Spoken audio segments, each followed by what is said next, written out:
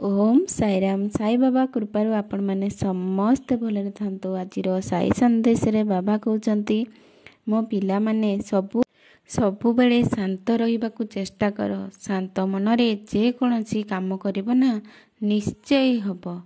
किछि दरकार नाही तेबे तमे निश्चय पारी हे जिवो। अशांत मनरे अधैर्य मनरे ए दुईटी कोनोसी क्षेत्र रे जीति पारिबनी मोर संतान। सबु क्षेत्र रे शांत एवं धैर्य धरी आग को बढ़ देखिब सबु किछि तमर ठीक हे जिवो। मनीष सबु क्षेत्र रे जीति थाए। मो पिला माने तमे माने किछि न कहिले भी मु तम हृदयर कथा जानी पारे। आ मु एइटा भी जानिछि तुमको एबे कोन दरकार। तमे जम्मा भी व्यस्त होनी मोर संतान। मो ऊपर भरोसा रख। मु तमर सठिक समय सठिक काम करी।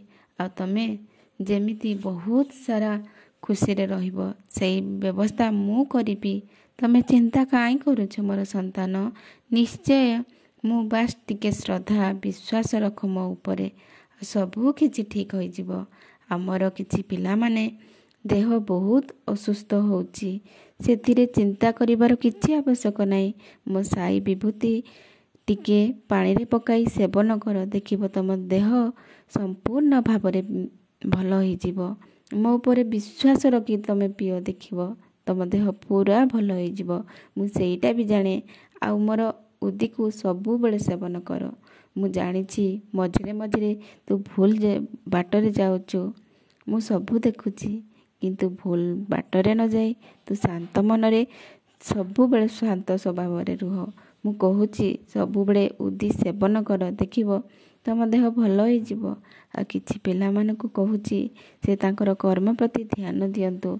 आ कोनोसी क्षेत्र रे मुंड पुरांतुनी निज काम निजे करंतु। निज कर्तव्य पालन करंतु। बाकी सबु मु बुझिबी। तुमर सबु किछि मंगल हो। तुमे बहुत खुशी रे रुह।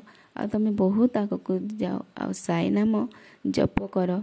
साई सबुरी सबु दुख कष्ट सबु दूर कर देबे। आमर सेतिकी विश्वास अछि। आ विश्वास कर।